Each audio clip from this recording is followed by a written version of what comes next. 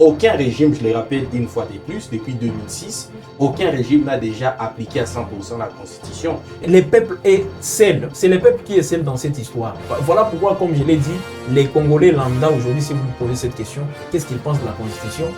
Ils ne savent absolument rien. Mais ce n'est pas ça un peuple.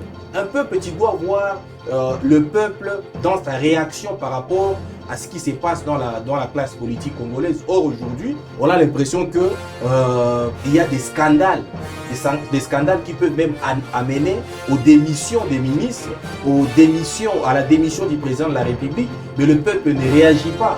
Donc ça veut dire qu'il n'y a pas de peuple au Congo, il y a des foules qui du reste forment une population, mais le peuple n'y en a pas.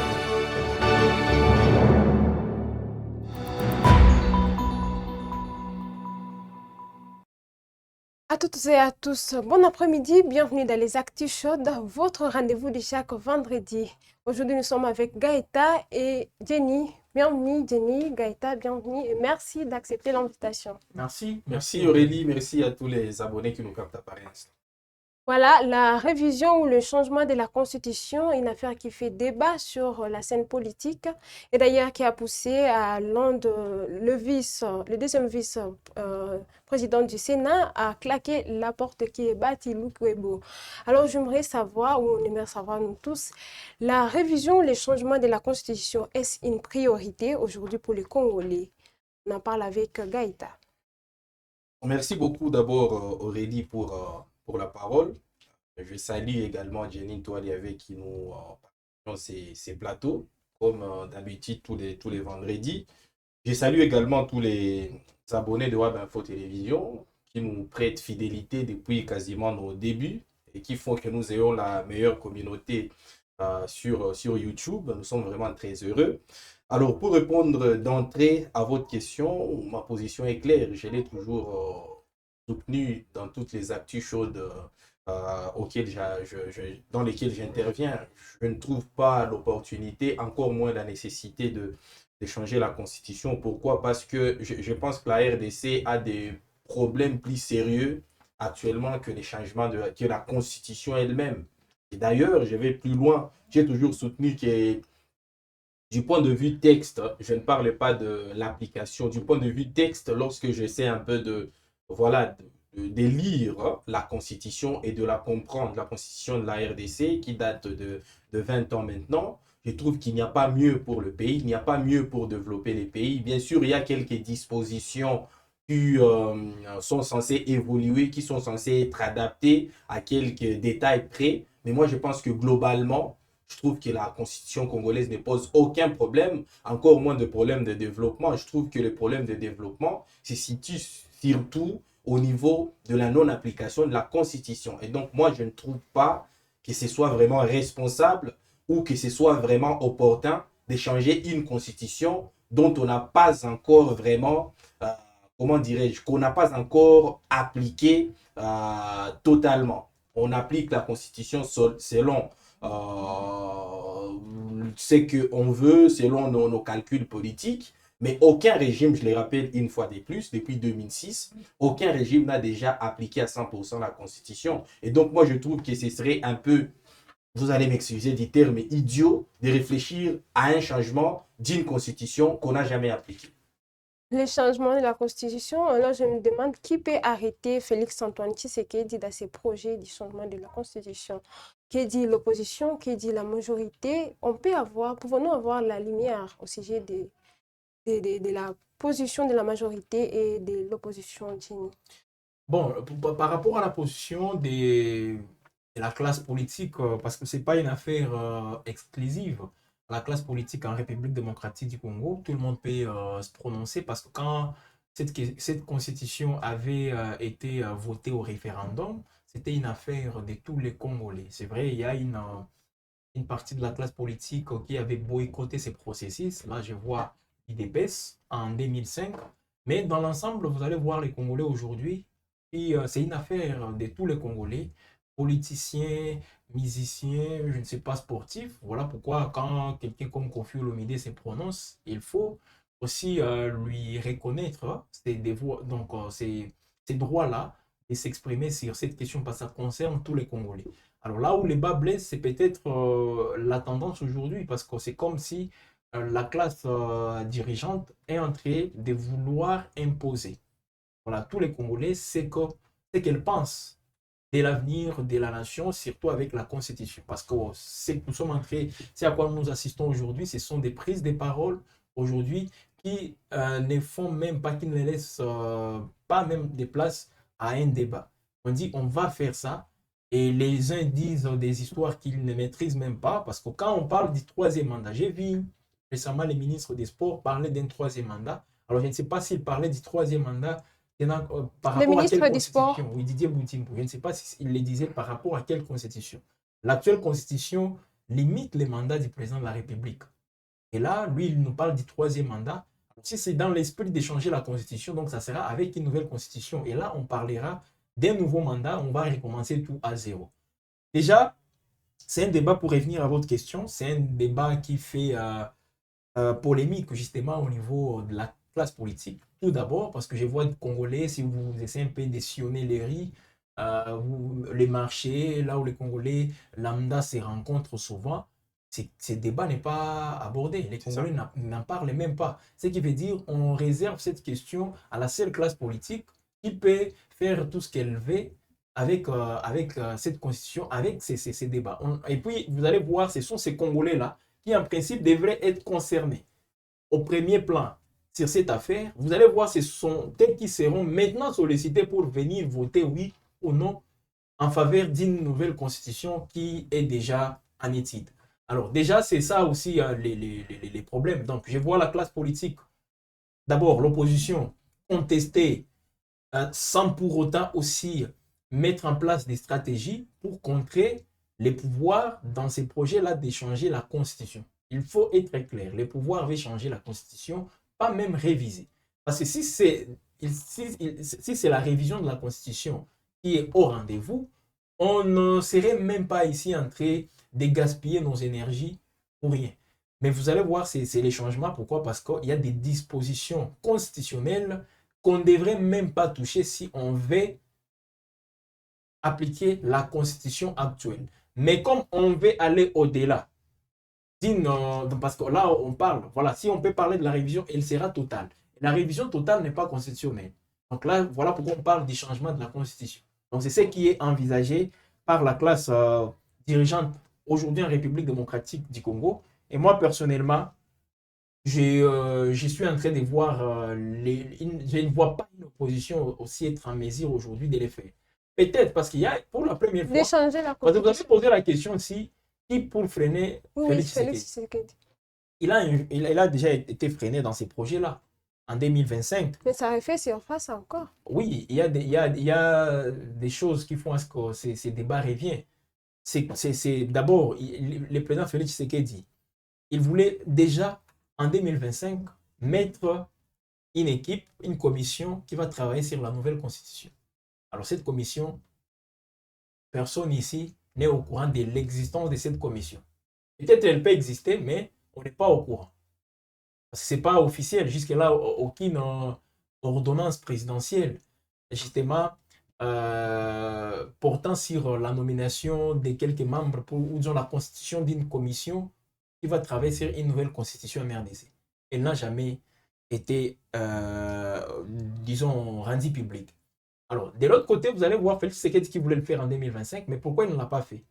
Parce qu'on a vu, côté est de la République démocratique du Congo, l'avancée de l'AFCM 23. L'AFCM 23 a pris Bukavu, a pris Goma, a pris des entités aussi très, très importantes. Et c'est ce qui a freiné le président Félix Tshisekedi dans ces projets-là.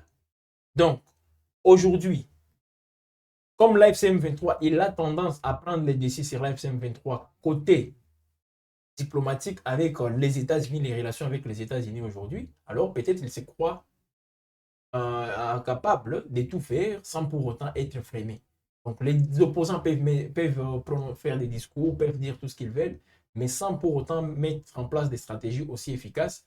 Voilà pourquoi la seule option pour freiner Tshisekedi dans cette démarche, c'est l'option militaire avec la FCM 23. Mais l'option militaire, elle aussi, vous voyez qu'il y a aujourd'hui, il y a un blocage parce que Tshisekedi, avec ce qu'il fait avec les Américains, c'est favorable pour lui. Donc c'est un peu ça, mais il peut être freiné si une fois les gens essaient un peu de bien se comporter, surtout les opposants, même la société civile. Aujourd'hui, on a une société civile aussi plurielle, une société civile pro Tshisekedi, Valise. une autre opposition une opposition et l'autre dans la rue, c'est un peu ça. Donc, les peuples est seul. C'est le peuple qui est seul dans cette histoire. Voilà pourquoi, comme je l'ai dit, les Congolais lambda aujourd'hui, si vous lui posez cette question, qu'est-ce qu'ils pensent de la Constitution? Il ne sait absolument rien. Ça, je vous l'ai dit. Les Congolais Bien sûr, parce que des fois, la population n'est pas impliquée dans des prises de décision. Et pourquoi il ne l'est pas? Malheureusement, pourquoi l'actuelle Constitution reconnaît cette souveraineté de la population? À son article 5, on parle de la souveraineté. Les souverains primaires, c'est la population. C'est la population qui est censée, qui est le patron. C'est cette population qui vote la Constitution. Et cette population qui donne le pouvoir à un président, à un député et même à un sénateur de manière indirecte. Donc la population a un grand rôle à jouer. La population a un grand rôle, oui, bien sûr, et elle sait, mais elle revendique tout le jour, mais toujours écartée. Cette classe politique. Ça Mais pourquoi? Non, mais parce que j'ai entendu Jenny dire quelque chose de très important et j'aimerais revenir là-dessus parce que j'aime vraiment à chaque ça me fait rire. Hein. Chaque fois que lorsqu'on parle de la population congolaise, on fait allusion au peuple. Mais y a-t-il des peuples au Congo? Moi, je ne pense pas. Je ne pense pas qu'il y ait vraiment un peuple au Congo. Parce que qui dit peuple aujourd'hui fait allusion à trois choses. L'intéressement à la politique. Qui s'intéresse aujourd'hui au débat politique, aux questions liées à la politique. Jenny, toi, il l'a très bien dit. Vous pouvez sillonner les rues aujourd'hui et personne ne parle de cette question liée au changement de la Constitution. Des bourdes voilà, des dirigeants congolais, on en voit quasiment toutes les heures.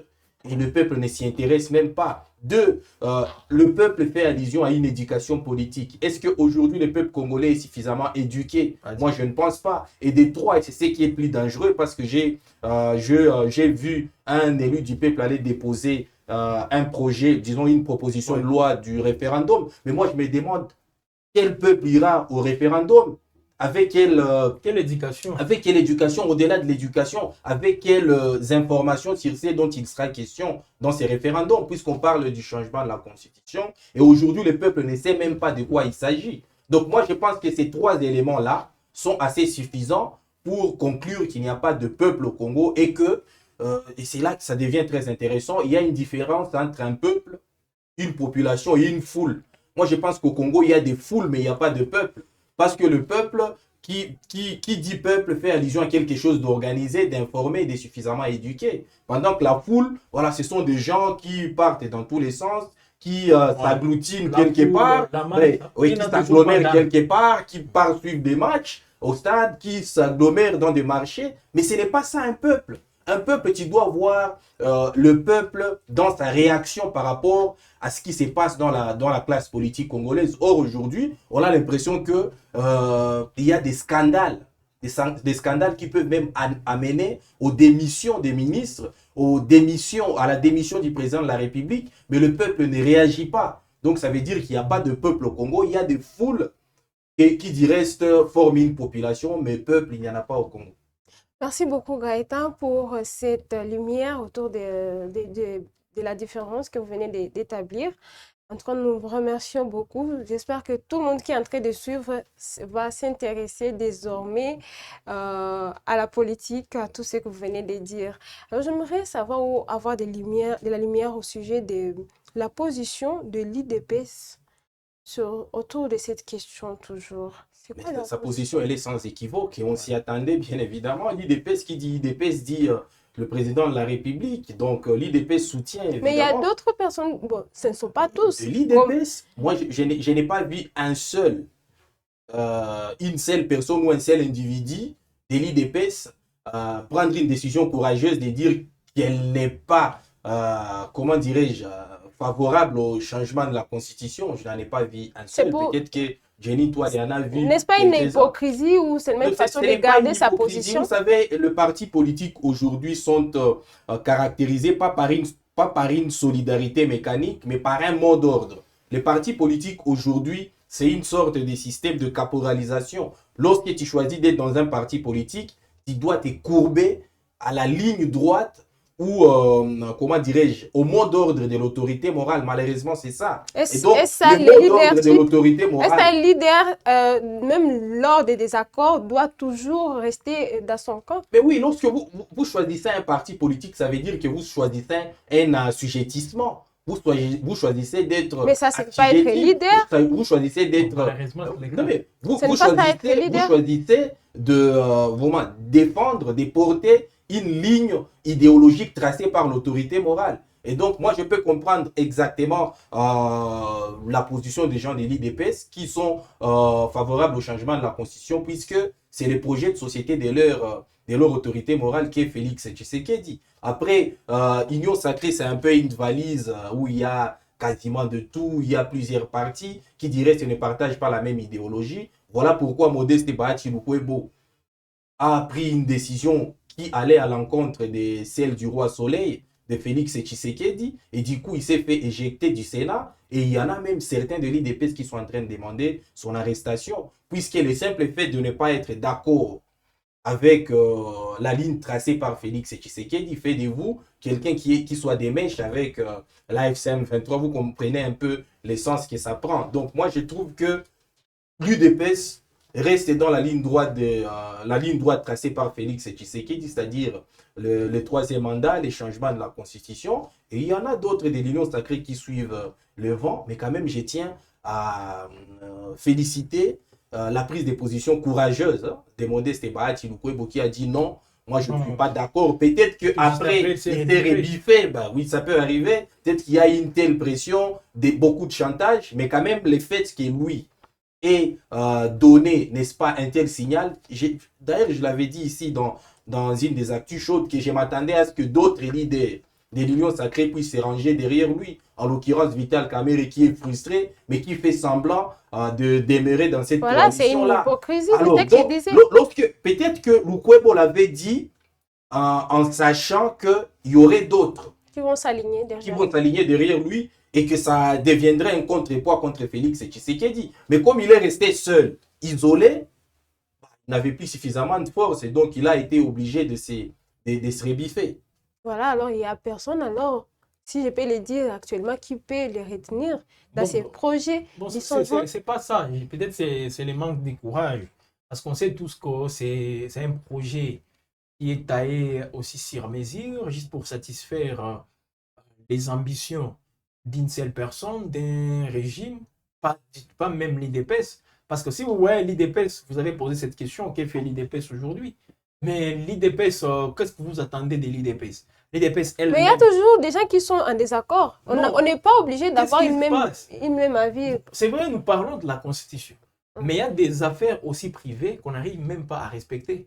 Et c'est cette Constitution, tenant compte de son ampleur sur la vie de toute une nation, c'est cette Constitution qui sera respectée. Il y a tous ces partis-là que vous êtes en train de citer.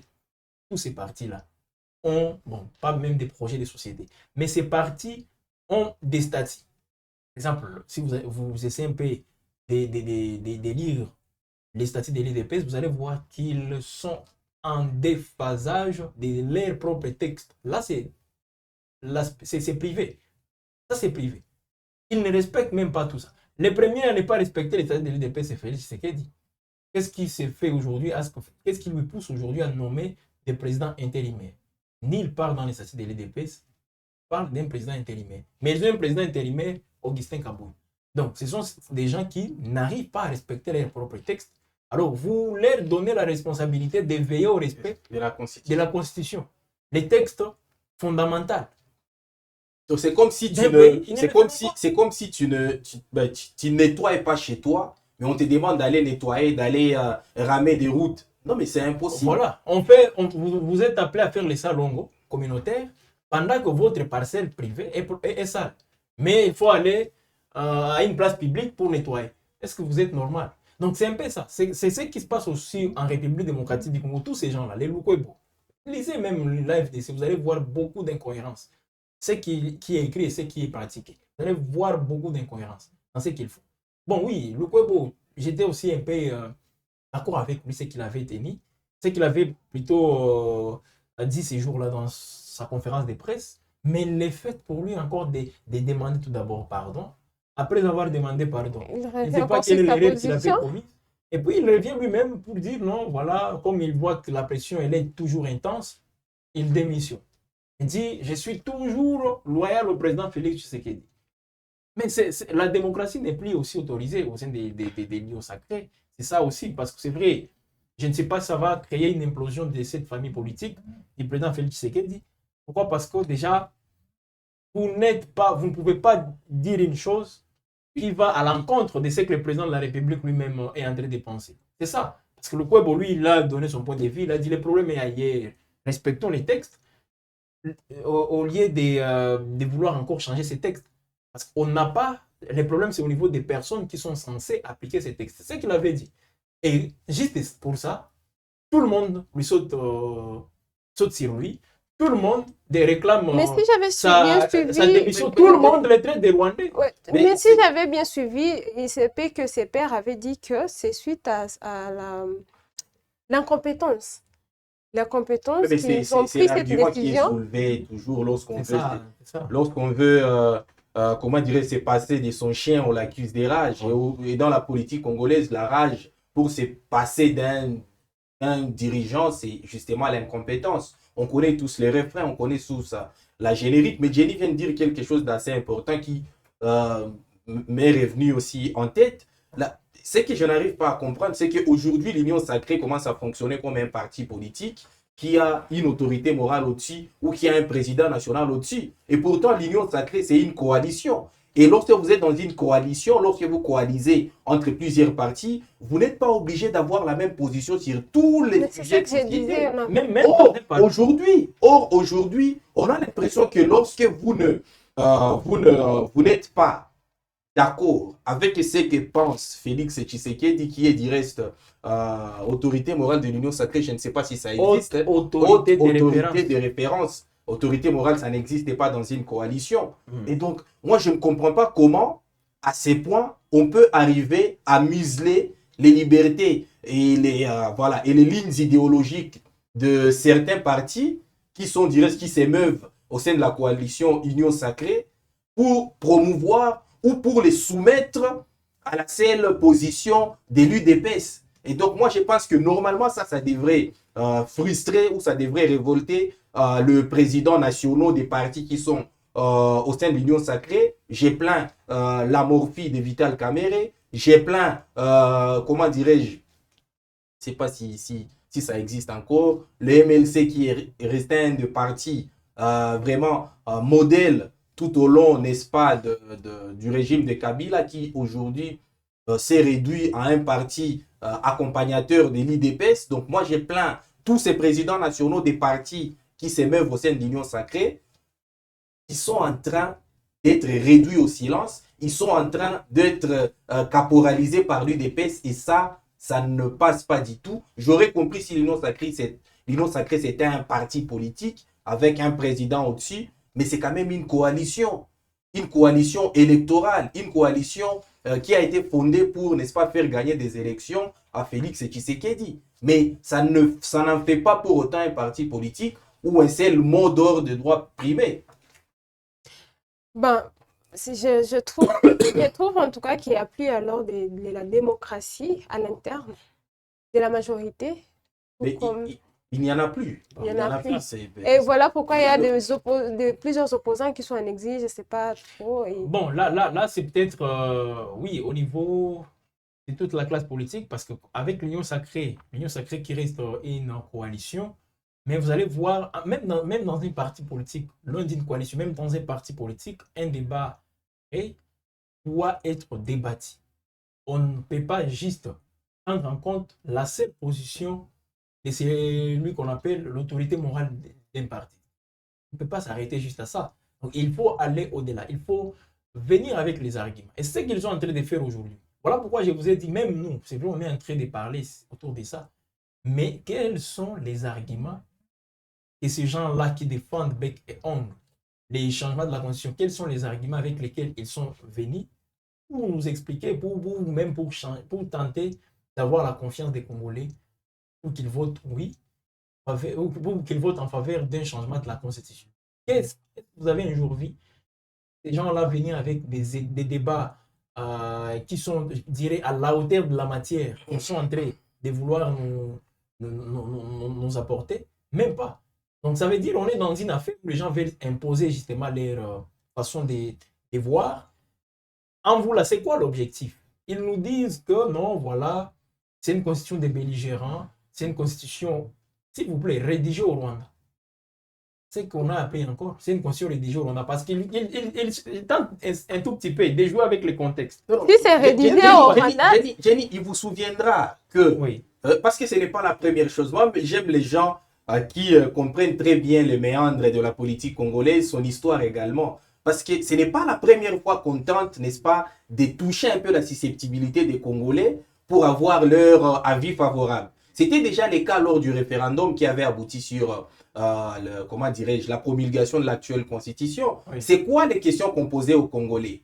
Vous votez pour, c'est-à-dire que vous votez pour la paix. Vous votez contre, vous votez pour la guerre. C'était Donc dans voilà l'ancien pourquoi temps. moi je vous dis, aujourd'hui, c'est quand même impressionnant la manière dont les gens de l'Union sacrée qui promeuvent les changements de la Constitution sont en train de comment dirais-je, de s'approprier la vie du peuple, sont en train de s'approprier l'aval du peuple. Pourquoi? Parce qu'ils savent exactement que le peuple congolais n'a jamais été suffisamment mature pour aller au référendum, pour faire un choix.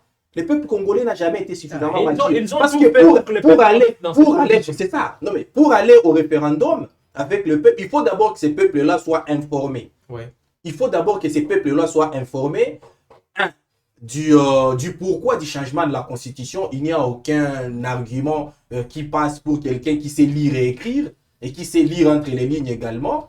De deux, dans quel contexte on doit changer cette Constitution, en quoi elle est mauvaise. Alors, dès lors que le peuple congolais, encore que moi je trouve qu'il n'y a pas de peuple au Congo, les foules congolaises, la population congolaise ne sait pas répondre à ces deux questions-là, ne sait pas réfléchir ou discerner à ces deux questions-là, ces référendums-là ne sera qu'un simple plébiscite, une simple mésaventure qui aboutira une nouvelle fois de plus à une constitution. Oui, je suis en train de finir. À une constitution qui ne sera pas du tout celle du peuple. Voilà, alors déjà, on nous dit que c'est une constitution rédigée au Rwanda. Donc ça sera favorable. Non, 23, c'est ce que je me dis. Pourquoi on vient avec cet argument? Un argument qui ne tient même pas debout, qui n'est pas même fondé. Ils viennent avec cet argument, pourquoi? Parce qu'on est dans un contexte où on parle de l'agression rwandaise. Et aujourd'hui, excusez Jenny, oui. Je n'ai pas bien saisi. C'est cette constitution qu'on veut réviser, qu'on veut changer. Elle est dite, écrite ou rédigée au Rwanda. Ah ok, on veut alors rédiger ici. Alors, on parle d'abord d'une constitution des belligérants parce que c'est une constitution qui était précédée par beaucoup de guerres. Et pourtant, les mêmes belligérants, on nous parle de belligérants, mais aujourd'hui, ils sont la majorité de ces belligérants sont où c'est? À l'Union sacrée. Et c'est eux qui viennent défendre encore ces changements de la Constitution. Les ex-rebelles, ils sont au niveau de l'Union sacrée aujourd'hui. C'est eux qui viennent avec tous ces arguments. Alors, on nous dit que c'est rédigé au Rwanda. Pourquoi? Parce qu'aujourd'hui, si vous dites à un Congolais, il y a un problème aujourd'hui au Congo et ce problème est là parce que les Rwandais nous a fait ça, nous a fait ça. Et les Congolais, c'est d'accord. C'est ça, c'est qu'on appelle même à un certain moment la rwandophobie. Donc je n'arrive pas à comprendre qu'est-ce que les Congolais pensent de ces pays, le Rwanda. Donc on s'intéresse beaucoup plus au Rwanda. Pour tous nos problèmes, on prend la responsabilité du Rwanda pour justifier nos faiblesses. C'est ça qui se fait même aujourd'hui avec cette classe politique. On vient, ok, la constitution, elle est mauvaise parce qu'elle est écrite au Rwanda. Il faut demander quelle est Non, mais ça, ce n'est pas un argument qui nous convient. Juste seulement parce que c'est écrit au Rwanda. On ne peut pas dire quand même que toute chose venant du Rwanda est mauvaise. Mais comment c'était? Il y a quand même des bonnes choses. Alors, demandez même quelle est la disposition dans cette constitution qui favorise beaucoup plus le Rwanda. Une seule disposition. Ils vont vous dire non, on parle de la communauté des minoritaires, tout ça. Et pour eux, quand on parle des minoritaires, c'est seulement les Tutsis qui sont minoritaires. Mais dans ces pays, on a beaucoup de minorités. Les pygmées sont minoritaires. Oui. Mais avez-vous un jour vu les gens dire que voilà, comme cet article est dans cette constitution, c'est pour favoriser les pygmées.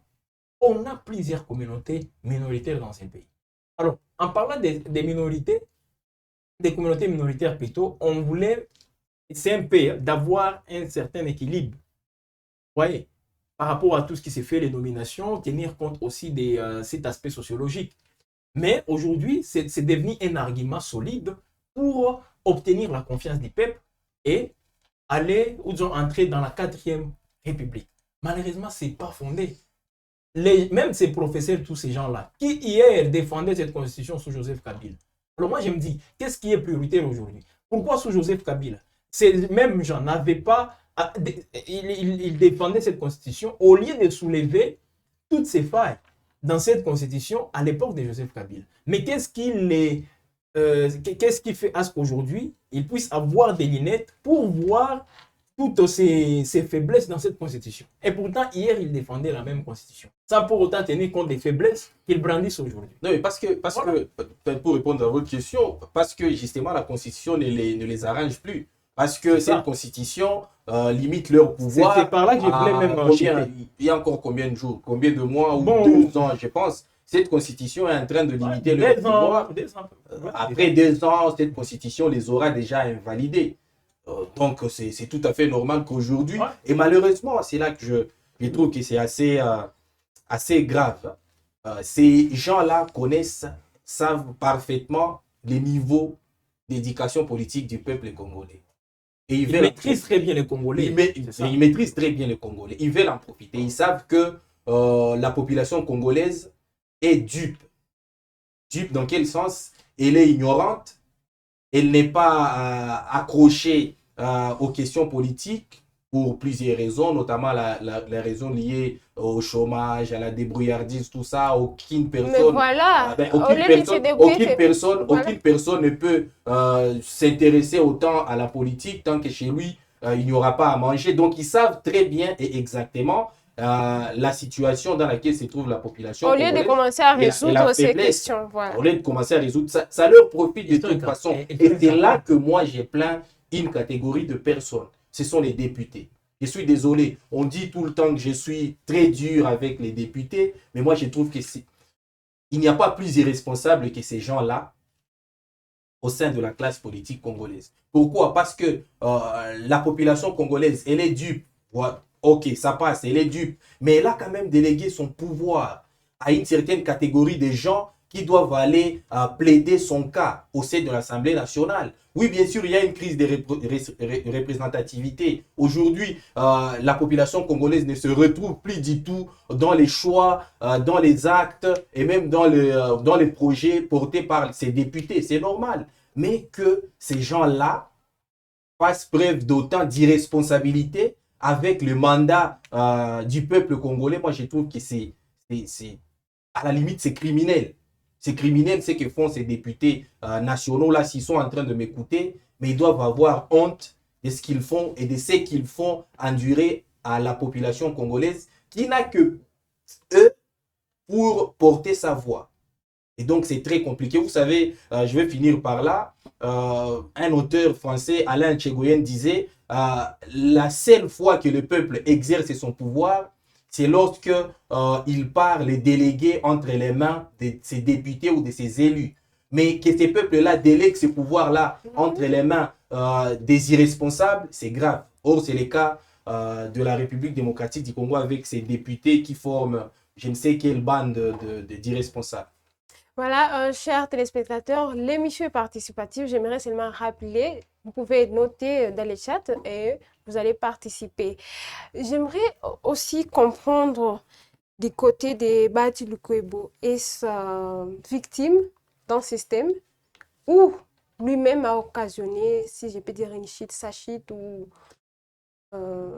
Bon, c'est vraiment complexe. Sa démission, voilà. C'est vraiment complexe. Vous savez, l'Union sacrée, c'est une machine, comme je vous l'ai dit, comme je venais de le dire, comme on venait d'en parler d'ailleurs avec Jenny Toali, c'est un système à pensée unique. Et la pensée qui prime, c'est celle du président de la République. Dès lors qu'il n'a pas encore donné son avis favorable ou défavorable à quelque chose, il ne faut jamais se prononcer. Moi, j'ai déjà compris ces modèles de fonctionnement-là de l'Union sacrée. Malheureusement. Et c'est là que j'étais en train de plaindre des présidents nationaux des partis qui sont au sein de l'Union sacrée, qui, du reste, se sont déjà rendus qui ne peuvent plus porter les projets de leur propre parti politique, mais qui se sont dilués au sein d'une union sacrée qui, du reste, ne porte que la seule pensée du président de la République, Félix Tshisekedi. Donc, malheureusement, Bahati Lukwebo, je ne sais pas si c'était par erreur, je ne sais pas si c'était par extase, il est devant les gens, il est en train de faire les spectacles, je ne sais pas, mais malheureusement, Bahati Lukwebo est allé un peu, il a déraillé. C'est comme un train qui a déraillé de la ligne qui lui est tracée. Le deuxième vice-président. Le deuxième vice-président du Sénat, qui plus est parlementaire. Est-ce que vous savez qu'au niveau des unions sacrées, on n'a jamais débattu sur cette question? Jamais. Au niveau des unions sacrées. Donc, aujourd'hui, tout le monde peut avoir son avis. Il n'y a pas de problème. Mais je suis surpris quand les gens viennent dire la ligne de l'autorité, des hautes autorités de référence. Quand Tshisekedi avait commencé ses projets, il l'avait associé qui? Au sein de l'union sacrée. Et l'union sacrée, est-ce qu'ils sont censés avoir les mêmes ambitions politiques? En principe, cette union sacrée, dès lors qu'elle est devenue une coalition, parce qu'avant qu'elle ne soit une coalition, elle était une plateforme, justement. Et donc, avant qu'elle soit une plateforme électorale, elle était tout d'abord justement une plateforme qui avait accompagné le président de la République pour avoir une majorité. Et après, nous sommes allés aux élections. Après les élections, elle a cessé d'être une simple plateforme, elle est devenue maintenant une coalition gouvernementale. C'est eux qui gèrent les pays. Quel est le projet gouvernemental auquel cette union sacrée est focalisée? C'est ça l'union sacrée. Mais aujourd'hui, tout le monde peut avoir son opinion, tout le monde peut avoir ses ambitions politiques. On ne peut pas tous être rangés derrière le président de la République. Et là, c'est la dictature pure et simple qui prend forme au sein de l'union sacrée. Bahati Lukwebo peut se prononcer, vous allez voir les gens sauter sur lui. Mais à certains moments, il prenait des positions qui n'étaient pas favorables à certains classiques de l'union sacrée, surtout les DPS. Voilà pourquoi on l'a mis de côté au niveau du bureau, au niveau de l'Assemblée nationale. Donc c'est ça, c'est un système qui prend forme, République démocratique du Congo aujourd'hui, et qui pour arrêter Félix Tshisekedi. Moi je l'ai dit, je ne vois pas aussi l'opposition apte à le faire. Qui alors? Il n'y a pas de stratégie. Pourtant il le faut. Je ne peux pas aussi dire que c'est l'AFCM 23, non, je ne suis pas dans ça, je ne peux pas le dire ainsi. C'est lui qui peut arrêter aujourd'hui Félix Tshisekedi. C'est cette population. Mais la population qui est toujours ignorée. Quelle population? Au-delà d'être ignorée, qu'est-ce qui fait qu'elle soit ignorée? Parce qu'elle ne représente rien. Et puis, moi, je trouve qu'il y a plus de la démocratie, même du côté C'est un système, comme je l'ai dit, c'est un système, qu'est-ce qu'ils ont fait? Ils sont conscients du niveau de la population. Ils savent que voilà, on a une population qui ne maîtrise presque rien. Naïve. Voilà, elle est dans une naïveté aussi totale. Profitons-en. Ils sont en train de profiter justement de cette naïveté de la population pour faire leurs projets et s'installer au pouvoir le plus longtemps possible, demeurer au pouvoir le plus longtemps possible. C'est ce qu'ils sont en train de faire. Alors, si cette population, parce que ça aussi, c'est vrai, nous savons tous que c'est une population qui n'est pas consciente de tout ce qui se passe, mais si elle arrive à prendre conscience à un certain moment. Comment? Voilà. Voilà les stratégies, comment la population... Moi, je pense que la population congolaise, elle a délégué son pouvoir à ceux qui sont, censés l'exercer, les députés nationaux. Ça, c'est juste une formalité. La même population aujourd'hui, elle est dans la poche d'un individu. Les mêmes personnes auxquelles la population avait délégué son pouvoir, ils sont dans la poche d'un individu. Ce sont ces gens-là qui vont voter cette loi. Parce que notre démocratie est un modèle représentatif. Donc moi, je ne peux pas tout de suite jeter la pierre à la population, bien que moi, je la trouve un peu naïve, un peu dupe. Mais les premiers responsables pour moi, ce sont des députés qui se sont vendus. Vous voyez ces députés. Ils ont pris le pouvoir de la population. Après, ils sont partis les vendre. Ces députés, comme vous le savez tous, ces députés-là, aujourd'hui, ils sont plus redevables. Félix Tshisekedi, ils appellent haute autorité de référence à la population. Mais c'est un problème, ça. Comment ça se fait? C'est un problème. Avez-vous aujourd'hui un président de l'Assemblée nationale aller sur le terrain et prêcher au nom du président de la République des pouvoirs distincts? Avez-vous un jour vu ça? Mais ça se passe en République démocratique du Congo. Voilà. Et là, Et bizarrement, les arguments de ceux qui veulent changer la constitution, ils disent que le président n'a pas suffisamment de pouvoir et qu'il faut passer au régime présidentiel. Mais moi, je me demande dans quel monde nous sommes, justement. Donc, C'est aujourd'hui qu'ils se rendent compte que le président de la République n'a pas un pouvoir. Le pouvoir le seul pouvoir aujourd'hui, comme il est encadré dans cette constitution, ne suffit pas pour le président de la République. Mais hier, lorsqu'ils étaient, ces gens-là, dans l'opposition, est-ce qu'ils avaient pris ça en compte? Aujourd'hui, qu'est-ce qui est visé? Avoir changé la constitution, toucher les 220, qui du reste est un article aussi verrouillé, arriver à toucher toute la constitution pour mettre en place des dispositions qui vont leur permettre de rester au pouvoir autant de fois un président de la République peut se représenter, et jusqu'à ce que, donc, comme ça se fait aujourd'hui au Cameroun, comme ça se fait au Rwanda, comme ça se fait au niveau du Congo-Brazzaville, c'est ça l'idée. Donc, Tshisekedi, il est en train de voir comment moi, déjà, je suis arrivé au pouvoir. C'est en 2019 que j'ai pris mes fonctions. Déjà en 2028, je dois partir. Comment ça? Alors, il s'est dit, non, c'est pas du tout normal. Voilà pourquoi il faut que je fasse aussi, je mette en place quelques stratagèmes qui vont me permettre aussi de rester au pouvoir le plus longtemps possible. La constitution. Et vieillir là-bas. Justement. Aussi comme le Paul Biya. L'idée, c'est des. On sait tous que l'idée derrière ces changements de la constitution, ce n'est pas de sauver la République démocratique du Congo, ce n'est pas non plus de la développer, mais de s'éterniser le plus longtemps possible au pouvoir. Mais moi, je trouve que cette constitution, si elle dérange autant les gens de l'Union sacrée, c'est parce que justement, elle est la meilleure. Elle est la meilleure pourquoi? Moi, j'ai toujours postulé que la meilleure constitution, la force de la meilleure constitution se situe au nombre des blocages qu'elle oppose à l'action politique libre. L'action politique libre, c'est quoi? C'est justement ces glissements, c'est justement toutes ces violations de la Constitution. Alors, dès lors que la Constitution bloque l'action politique libre, c'est-à-dire qu'elle est efficace, c'est-à-dire que c'est la meilleure, et c'est-à-dire qu'elle commence à déranger. Et c'est-à-dire que, comme elle commence à déranger, les acteurs politiques qui veulent s'éterniser au pouvoir doivent à tout prix la supplanter. Et c'est ce qu'est en train de faire malheureusement Félix Tshisekedi et l'Union sacrée. Mais dis-tu, je ne suis pas peut-être du même avis que vous lorsque vous avez dit que les personnes à reprocher, ce sont les députés. En effet. Les députés, bon, peut-être c'est réveiller leur conscience, mais pas dire vraiment. La population laisse faire aussi. Donc, parce que ce sont... à un certain moment, oui, vous pouvez déléguer les pouvoirs, mais qu'est-ce que vous faites?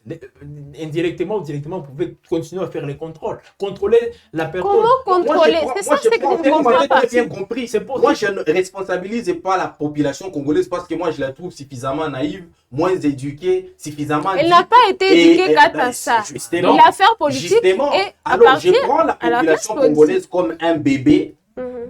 Hein, tu vois un peu la figure de style, un bébé qui n'a pas suffisamment d'intelligence, n'a pas suffisamment de marge pour agir. Et donc, toutes ces, son inaction, ce bébé-là a quand même un papa et une maman. Voilà. Et donc, c'est son papa, c'est sa maman qui doivent actionner en son nom. C'est dans cet état-là, dans cette situation-là, et ces peuples a élu le président de la République dans cette inconscience, le président de la République et tous ses députés. Donc, un peuple qui n'est pas conscient, s'il arrive à nous produire ces gens-là... Un peuple ne peut pas être conscient. Bon, ok, la population comme vous voulez. Une population inconsciente qui nous produit des députés, quelle sera la qualité de ces députés-là? Quelle sera la qualité de ces présidents-là? Un président, des députés ici...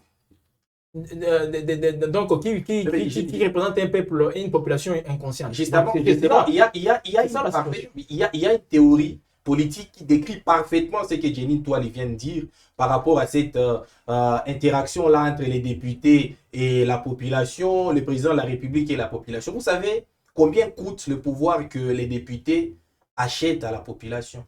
Parce qu'il s'agit là de l'achat. Quel achat? Ils donnent du sel. Justement, non, mais justement, le pouvoir du coup, le pouvoir, c'est cette interaction-là, c'est fait un peu comme sur une échelle, c'est-à-dire les députés viennent, ils achètent le pouvoir avec de l'argent, puisqu'ils donnent de l'argent pour être élus.